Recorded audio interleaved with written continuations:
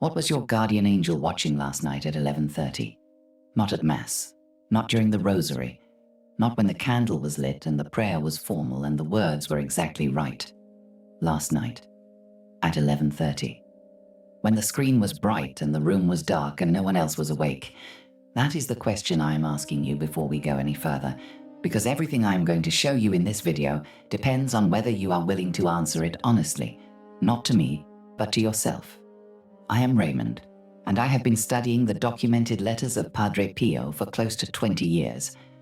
Not the popular stories, not the miracles printed on prayer cards, the actual letters, the Epistolario, the original Italian. 4 volumes of private correspondence written by a man who spent decades in a living spiritual war that most of us cannot imagine. And in those letters, I found something that has not been adequately explained in the general Catholic public. Something that most priests give only half the answer to, something that the devotional tradition tends to smooth over in a way that actually leaves people more vulnerable, not less. Padre Pio knew things about guardian angels that most of us are not told. Not the comforting things, the exact things. And I believe that what he knew, combined with what expert exorcists have now documented about the mechanism behind it, explains something that many Catholics have quietly felt but could not name. A sensation of spiritual distance, a feeling that the protection which used to feel close has gone cold, a sense that something has stepped back.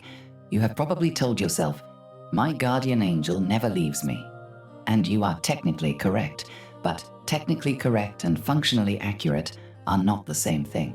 And by the time this video is finished, you are going to understand the difference. You are going to understand exactly what happens, structurally, architecturally, in the hierarchy of spiritual authority, when a soul commits grave habitual sin, or opens the door to occult practice, or drifts through years without genuine confession.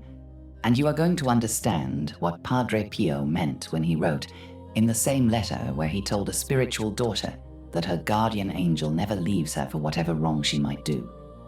In that same letter, he admitted something about himself. He said, "How many times, alas, have I made him cry? Not, I drove him away. Not, I lost him. Not, he left. He made his angel cry." That is the sentence I want you to hold, because it is going to mean something very specific before we are done. Let me start where Padre Pio himself starts. Letter 41, written to Raffaelina Cerase, one of his most devoted spiritual daughters, a woman of genuine and documented holiness. Padre Pio is writing about her guardian angel, and he writes, "Never forget the guardian angel who is always with you, never leaving you for whatever wrong you might do." He does not say your guardian angel will stay as long as you are good. He does not say your guardian angel's presence is conditional on your behavior. He says, always with you, never leaving, for whatever wrong you might do. Now, if you stop there, you would have the comforting half of the truth, the half most people receive, the half that is printed on holy cards and read at First Communion and repeated at funerals. But Padre Pio did not stop there. In the same letter, he then wrote this, "How many times, alas, I have made him cry for not having wanted to comply with his wishes, which were also God's." Read that again slowly. This is not a penitent writing in a moment of excessive scrupulosity. This is Padre Pio, a man who bore the stigmata, who had verified bilocation, who could read souls he had never met. This is that man writing to another person about his own guardian angel. And his confession is not, "I drove him away." His confession is, "I made him weep." The angel stays. But something happened, something grave enough that a saint described it in terms of his angel weeping. What was it? The disobedience, the failure to comply with the angel's wishes. Padre Pio is confessing that there were moments when his guardian angel, who perceives the will of God with an immediacy we cannot comprehend, communicated something to him, wanted him to act in a specific direction, and Padre Pio resisted. And the cost of that resistance was not the angel's departure, it was the angel's grief. That is the mechanism beginning to appear. The angel is not a presence that activates or deactivates based on your virtue. The angel is a presence that can be affected. That can be frustrated. That can be, this is the word Padre Pio uses, brought to tears. And if disobedience alone could bring a saint's guardian angel to grief, I want you to think about what happens with something far more serious. In letter 64, also to Raffaelina Cerase, Padre Pio writes something I have turned over in my mind for years. He says, "Be in constant fear of offending the purity of his gaze." That phrase dismantled an assumption I had carried for a long time. I had thought of the guardian angel as a kind of permanent witness who observes everything without being affected by what he sees. Present, watching, neutral. Padre Pio shatters that completely. The angel has a gaze, and that gaze has purity, and that purity can be offended. Which means, what the angel sees in your spiritual space matters to the angel. What happens in the jurisdiction of your soul, the actions you take, the things you invite, the doors you open, is not neutral information to the being assigned to guard you. It registers. It affects the angel. Your guardian angel is not watching your life from behind glass. The angel is present in an intimate way, closer to you than your thoughts, as Augustine wrote. And when you sin gravely, when you invite practices that belong to another authority entirely, the angel does not step outside to wait in the hallway. The angel remains. But what you have done changes the architecture of the space. Before I go further, let me be precise about something, because this is where the half-truth gets dangerous. Most people know the doctrine correctly. Guardian angels do not leave us. They are assigned at the moment of conception and remain with us until death. This is not disputed. The Catechism teaches it. Padre Pio teaches it. The Church has always taught it. But here is what is not adequately explained. Presence does not equal access. You can have a key to a house that belongs to you by right and still find the door bolted from the inside. You can be the assigned protector of a person who has, through their own choices, handed the keys of their inner life to something else. You can remain in the vicinity, loyal, grieving, and be functionally blocked from operating freely inside the space that is legally yours by divine appointment. That is not a comforting metaphor I invented. That is the structural framework that emerges when you read Padre Pio alongside what expert exorcists now document about the mechanism of mortal sin and demonic authority. I need you to understand the framework that Father Chad Ripperger, a trained exorcist and philosopher who has spent decades in direct confrontation with demonic activity, has articulated in his documented work. Ripperger states this with precision. When you commit a mortal sin, you step out from under the authority of God, and thus, by default, fall under the authority of Satan. This is not metaphorical. This is structural. He continues, an objective effect of mortal sin is the involvement of demons in your life. Objective, as in this happens as a matter of spiritual architecture, regardless of whether you feel it, believe it, or are aware of it. Now hold that alongside Padre Pio's testimony about the guardian angel grieving. The angel does not leave.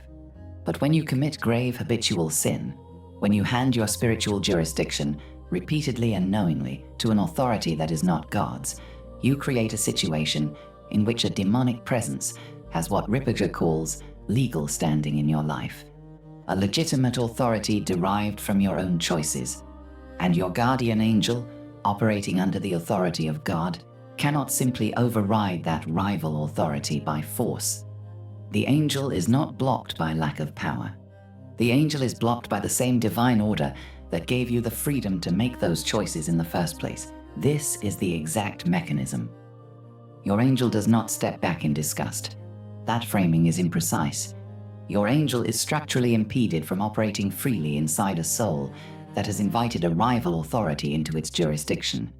The angel remains, Padre Pio confirms this explicitly, but the angel is now grieving, frustrated, fighting for access from outside a door that you have, through your own choices, bolted from the inside.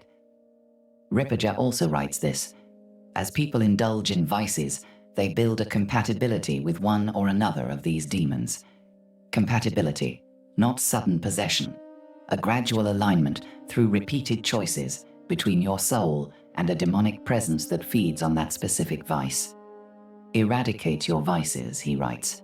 build virtue. Then you remove the handles by which the demons may grip you. The demons do not grip your soul directly. They grip the vice, and the vice is the handle that you built, that you may have been building for years while telling yourself, my guardian angel never leaves me, so everything must be fine. The angel never left. But you built handles, and something else grabbed them. Now I want to address something that many of you are already thinking about, because it is the part of this discussion that is most immediately relevant for the majority of practicing Catholics in 2026. Occult practice. I am not talking about dramatic things. I am not talking about ceremonies or rituals or explicit pacts. I am talking about the things that have been normalized so thoroughly in digital culture that millions of people engage in them weekly without understanding what they are doing in spiritual legal terms. Astrology, horoscopes, tarot, divination apps, crystal practices with spiritual intent, numerology as a decision-making tool. Any form of seeking hidden knowledge through means other than God's revealed will. The Catechism of the Catholic Church addresses this directly. Paragraph 2116 states, all forms of divination are to be rejected. Recourse to Satan or demons, conjuring up the dead or other practices falsely supposed to unveil the future or to know hidden things, contradict the honor, respect, and loving fear that we owe to God alone. They are grave violations of the first commandment, not minor, not occasional, grave.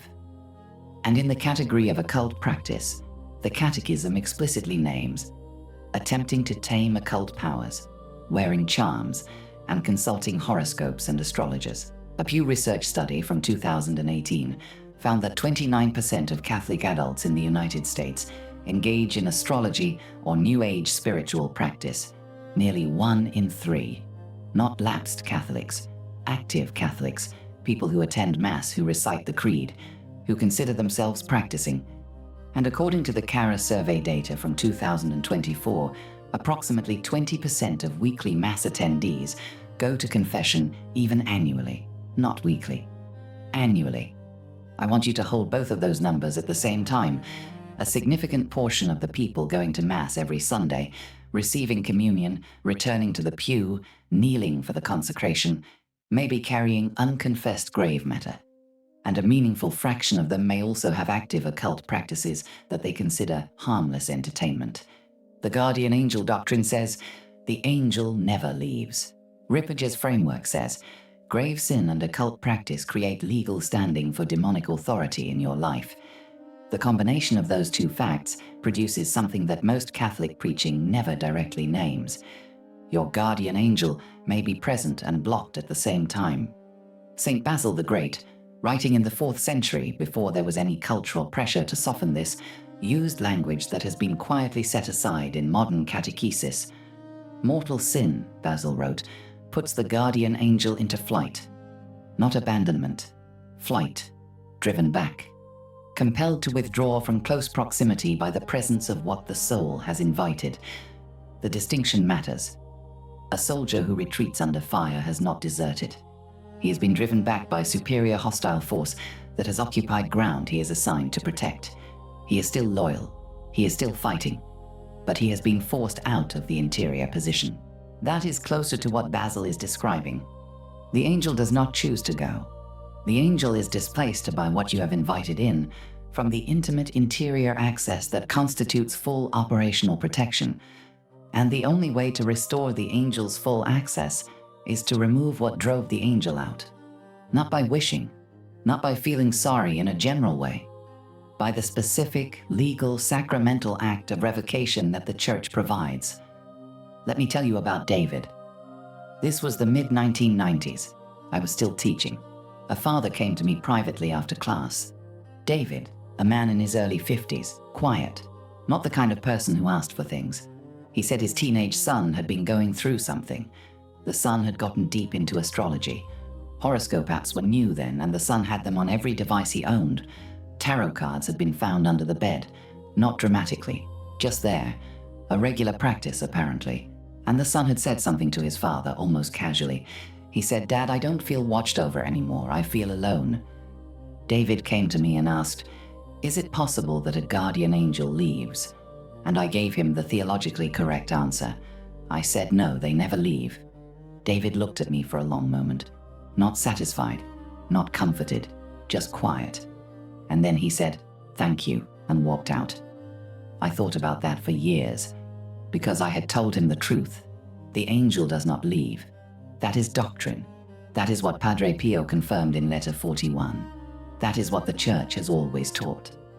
But I had told him the truth, the way you hand someone a map of a burning building and say, the exits are all still there, the exits are there, but the fire is real. And the map does not tell you about the fire. What David's son had described was not the symptom of abandonment. It was the symptom of structural displacement. The son's perception was accurate. Something had stepped back, not abandoned, blocked. The son had, through repeated occult practice, created a situation in which a rival authority had legal standing in his spiritual jurisdiction, and his guardian angel, present, loyal, assigned, was fighting for access from outside a door the boy had closed. I did not know that then, or rather, I knew the comforting half and not the mechanism. It was years later, after reading Padre Pio's letters closely, after studying Ripperger's documented framework on spiritual authority and demonic legal rights, that I realized what I had failed to give David. I had given him the angel's loyalty. I had not given him the architecture. I had told him, your son's angel is there. I had not told him, here is what your son did that blocked it, and here is what your son needs to do to open the door. David never came back. I do not know what happened to the son, but I have thought about that conversation many times since, and I believe my failure was not the answer I gave. It was the answer I did not give. The incomplete truth that leaves people comforted and unchanged and still, 3 years later, 5 years later, in the same closed room.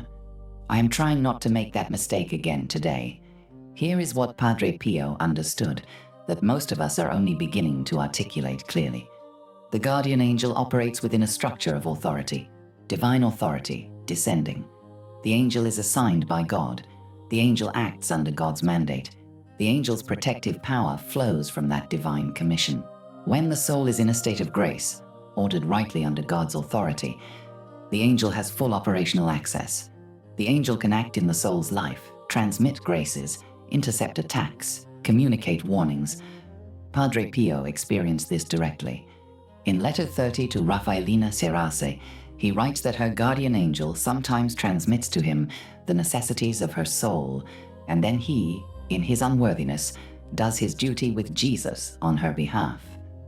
That is Padre Pio's guardian angel, and Raffaelina's guardian angel in communication, carrying her spiritual needs across geographic distance to a man who could intercede for her. The angel operating at full capacity in a soul ordered rightly. But the same letters document what happens when that order is disrupted. The angel remains, but the angel weeps. Put into flight, in Basil's language, from the intimate interior access it had when the soul was properly ordered. And the cause is not ordinary weakness, not the small sins that every human soul accumulates. Padre Pio is describing the moments of deliberate disobedience, of knowing what the angel was conveying as God's will, and choosing his own direction anyway. For most of us, the relevant version of that is not heroic disobedience. It is quieter. It is the habitual sin carried so long we have stopped confessing it. The occult practice we call entertainment. The years since the last real examination of conscience. Not dramatic, not visible from the outside, but structurally catastrophic in terms of what they do to the angel's access. I want to be precise about occult practice because I believe it is the most immediately actionable issue for many people watching this. Mortal sin removes the soul from sanctifying grace and, as Ripperger documents, creates objective demonic involvement as a structural consequence. Occult practice does something additional. It is not merely sinful. It is an explicit invitation. When you consult a horoscope or a tarot card or an astrology app for guidance, you are not merely failing to consult God. You are explicitly consulting a different source, and that consultation is a form of consent, a form of inviting a specific authority into your interior life, into the spiritual jurisdiction of your soul. This is why the Catechism calls it a grave violation of the first commandment. Not the second, not the fifth, the first, the one about who gets to be your God. Mortal sin in general creates involvement. Occult practice creates something more targeted, an explicit invitation to a specific type of demonic authority that now has a claim in your life based on your own consent. Your guardian angel operating under divine authority cannot simply eject that authority by force without your revocation. The same divine order that gave you the freedom to issue the invitation requires your free revocation to undo what you freely did. The angel is waiting, has always been waiting, present, grieving, blocked, waiting for you to revoke what you invited, and the Church provides exactly the mechanism to do that. Let me walk you through what I believe the path back looks like, not as a suggestion, as a protocol, structured, specific, because vague repentance does not revoke specific invitations. The first step is an inventory tonight. Not a general admission that you have sinned, a specific written list. Mortal sins unconfessed since your last genuine confession. Occult practices you have engaged in. Name them specifically. Horoscope apps, yes or no. Tarot cards, yes or no. Astrology for decisions or guidance, yes or no. Ouija board, ever, yes or no. Crystals used with spiritual intent or guidance intent, yes or no. Any other form of divination or seeking hidden knowledge through non-divine means, yes or no. Write it down. Physical paper. Specificity breaks the vagueness that allows these things to persist indefinitely. The second step is an acknowledgement, spoken aloud, alone, tonight, not silently, out loud. You say, "Guardian angel, I have forced you to step back. I name what I did." And then you name the specific act or practice. "I am sorry for what this cost you. I am asking you back in tonight." This matters because the invitation was likely spoken or enacted. At minimum, it was a real deliberate act. The revocation needs to match the reality of what was done.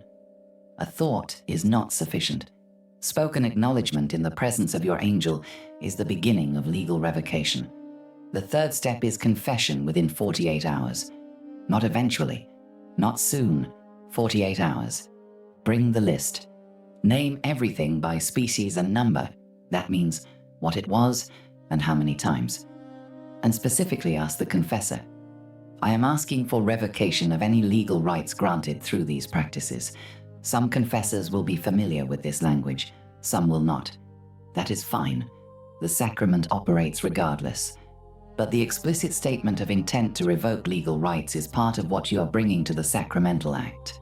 The fourth step is an act of renunciation, spoken aloud in front of a crucifix after confession. The format that Ripperger uses and that I recommend is, "In the name of Jesus Christ, I renounce," and then you name the specific practice, "and all demonic authority I invited through it. I revoke any legal right I granted. I ask my guardian angel to be restored to full operational authority in my life by the power of Christ." Spoken, specific. "In the name of Jesus Christ," not as a phrase, as a real invocation of the authority under which this revocation has power. The fifth step is the guardian angel prayer, spoken out loud every morning for 30 days, not silently. Spoken. The full traditional text. "Angel of God, my guardian dear, to whom God's love commits me here, ever this day be at my side, to light, to guard, to rule and guide." I want you to pay attention to the last phrase, to rule and guide, not just to light, not just to guard, to rule. That word is an explicit acknowledgement of the angel's authority in your life. Every time you speak it, you are restoring, explicitly and verbally, the jurisdiction that you may have compromised through what you did. You are telling your angel, "You have rule here. I am giving it back. 30 days. Spoken. Without exception." Now let me return to where we started. Padre Pio was not writing about hypothetical souls. He was writing about himself, a man who bore the stigmata, who had verified bilocation, who could read souls he had never met. And this man wrote, "How many times, alas, I have made him cry." That sentence is important precisely because of who wrote it. If Padre Pio, in the midst of extraordinary sanctity, could still identify moments where his disobedience grieved his guardian angel, what does that say about the ordinary soul that carries unconfessed mortal sin for months or for years? What does it say about the person who has been checking their horoscope every morning for 3 years and calling it harmless? What does it say about the person who has not had a genuine examination of conscience since their last confession, which was 7 years ago at Easter? The angel is not gone. Padre Pio confirms this explicitly and absolutely. The angel is present. But presence does not equal access. And access does not equal full operational authority in a soul whose jurisdiction has been compromised. The question is not whether your guardian angel has been grieving. I believe, based on everything I have shown you today, that for many of us, for more of us than we are comfortable admitting, the answer to that question is yes. The question is whether you are going to give your angel back the access you took from it. Because here is what I believe about the guardian angel's patience, based on every letter of Padre Pio that I have read. The angel does not become indifferent. The angel does not give up. The angel's assignment is permanent, and the love it carries for you, derived from the love of God who assigned it, does not diminish with frustration or grief or the long years of being blocked from the interior access it was meant to have. Your angel has been waiting, not passively, actively, fighting for you from outside a door that you closed, interceding for you before God with a fidelity that does not require your cooperation, even when your cooperation is exactly what it needs to work at full capacity. And every day that passes without revocation is another day that what you invited continues to have legal standing, and your angel continues to fight for you from one step further back than it was assigned to be. Think about the son that David came to me about in the 1990s. He was not lost. He was not abandoned. His angel was there, exactly as Padre Pio wrote. But the boy had said, "I feel alone," because something had stepped back, not in choice, but in compulsion, because the architecture of his soul had been handed partially to something that had no right to be there. And when I told David that the angel never leaves, I told him the truth, but I did not tell him what the son needed to do. I am telling you now. The exact reason your guardian angel steps back is not disgust, not abandonment, not a decision made in the angel's own freedom to put distance between you and itself. The exact reason is structural, legal, architectural. When you commit grave habitual sin, and when you engage in practices that constitute an explicit invitation to a rival authority, you create a situation in which that rival authority has legal standing in your spiritual jurisdiction. Your guardian angel, operating under divine order not outside it, is then functionally impeded from the full interior access that is its proper operational position. The angel remains. Padre Pio guarantees it, but the angel weeps. Padre Pio admitted it, and the only way to stop the weeping is to do what only you can do, to revoke, specifically and sacramentally, what only you invited. Tonight, not eventually, not when you feel ready, not after one more week of checking the horoscope, or one more month of carrying what you have been carrying. Tonight, the inventory. Tomorrow, or the next day, the confessor. And then, every morning for 30 days, the words spoken out loud to the being who has been fighting for you from outside a door you closed, to light, to guard, to rule and guide. Give it back the rule. Padre Pio wrote, "How many times, alas, I have made him cry." He wrote that because he wanted Raffaelina to understand that the angel's fidelity is real and unbreakable and permanent, and that it costs the angel something when we choose against it. That the angel is not a passive surveillance system. The angel is a being who loves you, who has been assigned to you specifically, who carries your spiritual needs before God with a devotion that you have probably never fully appreciated. And right now, at this moment, in whatever state your soul is in after everything I have shown you today, that angel is still there, still present, still your angel, still the one assigned to bring you, in the end, before the face of God. The question is not whether you have an angel. The question is what your angel has been watching, and what you're going to do about it before you go to sleep tonight. If this reached something in you, if some part of what I've shown you today named something you have been carrying without being able to name it, please share this with one person you care about who is carrying the same thing. Not because the view count matters, because the soul Padre Pio wrote about in these letters is not a distant theological abstraction. It is the person next to you. It is the person who said, at some point, that they do not feel watched over anymore. They are not lost. Their angel is there. But something stepped back, and there is a way back in. God bless you. And may your guardian angel be restored to the full authority in your life that has always been its rightful place.